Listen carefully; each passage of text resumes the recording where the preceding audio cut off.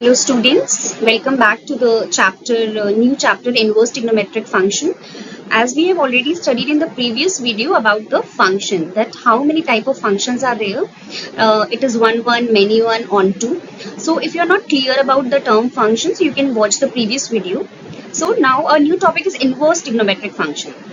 From this topic, it is clear that what is the meaning of inverse. So first we will define what is the inverse trigonometric function. Suppose if I have taken a function f from a to b. So when we take like this, you are aware about the term domain, range.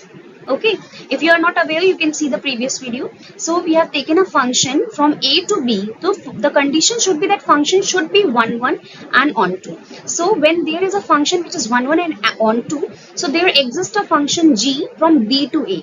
तो आप यहाँ पे देख सकते हैं कि पहले function था a से b में, अब आ रहा है b से a में. तो कहीं ना कहीं इन्वर्स हो रही है ना चीजें. तो हम जब कोडोमेन और डोमेन पढ़ाते थे या रेंज करते थे तो हम लिखते थे function f x is equals to y. तो अगर कोई फंक्शन 1 है, ऑन टू है और a से b में जा रहा है तो एक फंक्शन एग्जिस्ट करेगा g b टू a. तो g of y is equals to x if and only if function f x is equals to y. तो क्या कहेंगे हम, ये g जो b से a में, पहले तो फंक्शन a से b में जा रहा था, अब b से a में जा रहा है, तो क्या बोलेंगे, ये जो फंक्शन है g b टू a, ये इसका इनवर्स है f of a to b का. अब हमने पढ़ा है कि डोमेन और रेंज हमने पढ़ी है साइन एक्स की. डोमेन हमने पढ़ा है जैसे ये -π/2 से π/2 और रेंज हमारी क्या है -1 से 1. तो अगर इनवर्स की बात आती है तो इनवर्स में क्या होगा, अभी हमने पढ़ा a से b हो रहा है तो उसका इनवर्स क्या है b से. तो अगर डोमेन हमारा -π/2 से π/2 है और रेंज हमारी -1 से 1 है तो इनवर्स में उल्टा हो जाएगा. जो रेंज हो जाएगी, जो रेंज है साइन एक्स की, वो डोमेन हो जाएगी और जो डोमेन है वो रेंज हो जाएगी. तो -π/2 to π/2 say -1 to 1 domain range, so it will, so your sin inverse domain will be -1 to 1 और -π/2 से π/2. अब आप लोग सोच रहे होंगे कि हम ये हमेशा -π/2 और π/2 ही क्यों ले रहे हैं. तो अब हम आते हैं, बात करते हैं, जैसे हमने अभी यहाँ पे लिख दिया कि sin x का हमारा ये है डोमेन, ये है रेंज, ये हमारा साइन एक्स हो गया, साइन इनवर्स एक्स हमें समझ में आ गया.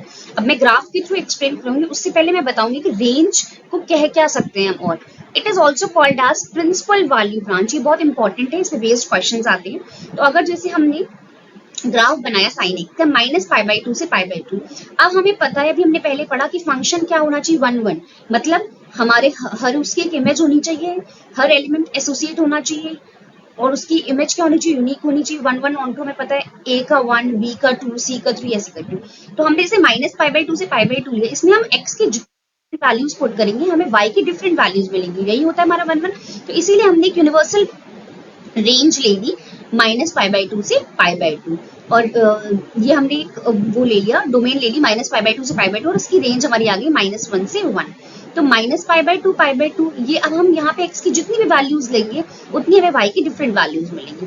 अब ये तो साइन एक्स का ग्राफ हो गया. अब बात आती है इनवर्स का ग्राफ, कहते हैं साइन इनवर्स एक्स का.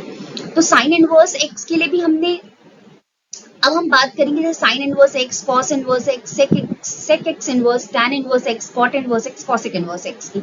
अभी तो हमने बात अभी तक की थी साइन एक्स की. तो हम क्वाड्रेंट बना लेंगे. हमने क्वाड्रेंट देखा, इसे हम फर्स्ट क्वाड्रेंट कहते हैं, इसे हम सेकंड क्वाड्रेंट कहते हैं, इसे हम थर्ड क्वाड्रेंट कहते हैं, इसे हम फोर्थ क्वाड्रेंट कहते हैं. अब हम लोगों को पता है कि हमें कैसी वैल्यूज याद करनी होती हैं. हमें जैसे वैल्यूज याद करने में डिफिकल्टी होती है कि साइन इनवर्स एक्स की हमें रेंज कैसे याद करें, कॉस इनवर्स एक्स की रेंज. तो हम क्या करेंगे, ग्रुपिंग कर लेंगे. पहले हमारा सबसे फर्स्ट स्टेप क्या होगा कि हम जो थर्ड क्वाड्रेंट है उसे निग्लेक्ट कर देंगे. हम सिर्फ क्वाड्रेंट पे ध्यान देंगे, फर्स्ट, सेकंड और फोर्थ क्वाड्रेंट पे. अब आप देख रहे हैं कि -π/2, 0, π/2 और पाई है. तो हम ग्रुपिंग करेंगे.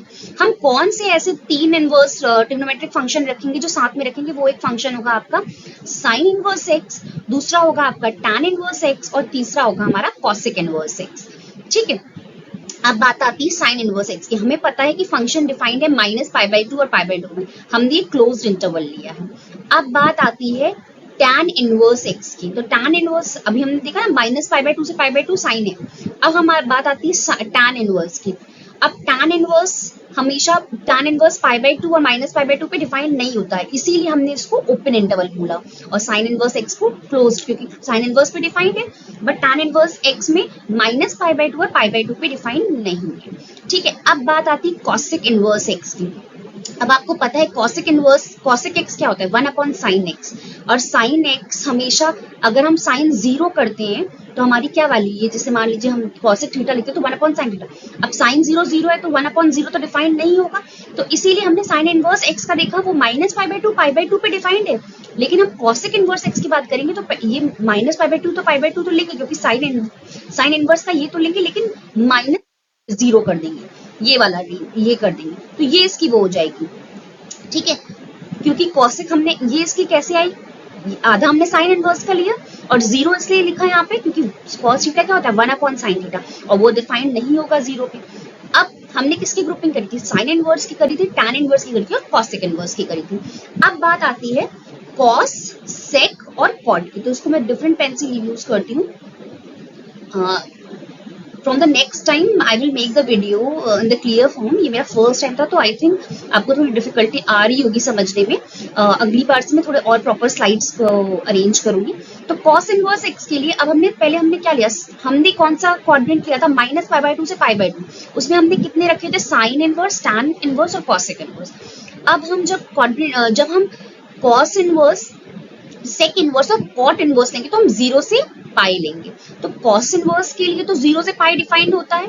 ठीक है, अब बात आती है कॉट, और वो भी क्लोज्ड इंटरवल।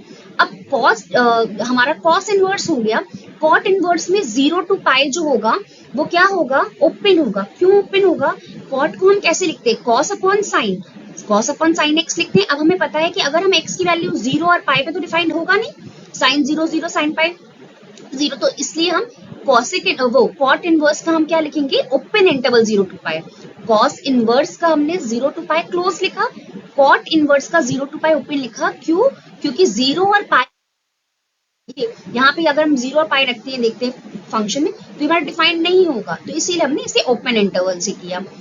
अब बात आती है सेक इनवर्स की। अब सेक इनवर्स क्या होता है, सेक इनवर्स होता है हमारा 1 upon cos, 1 upon cos, sec theta हमारे क्या, तो 1 अपॉन कॉस थीटा। अब कॉस का हम देखेंगे तो कॉस तो 0 टू पाई डिफाइंड था, लेकिन अगर हम कॉस की वैल्यू पाई बाई 2 रखते हैं तो 1 अपॉन 0 आ जाएगा, तो वो डिफाइंड नहीं होगा, तो इसलिए हमने क्या किया, 0 टू पाई तो क्लोज इंटरवल लिया, जो सेक का हमारा 1 अपॉन कॉस था उसका हमने कॉस इनवर्स का हमने 0 टू पाई लिया, लेकिन हमने क्या कर दिया, माइनस पाई बाई 2, क्योंकि पाई बाई 2 पे कॉस डिफाइंड नहीं होता है। तो आई होप आपको इजी हो गया होगा ये याद रिमेम्बर करना, जिन्हें भी डिफिकल्टी होती है प्रिंसिपल ब्रांच याद करने में, तो आई होप आपको क्लियर हो गई होंगी चीजें। ठीक है, इसके बाद मैं कल अगली वीडियो में प्रॉपर्टीज डिस्कस करूंगी। I hope the video is clear to you.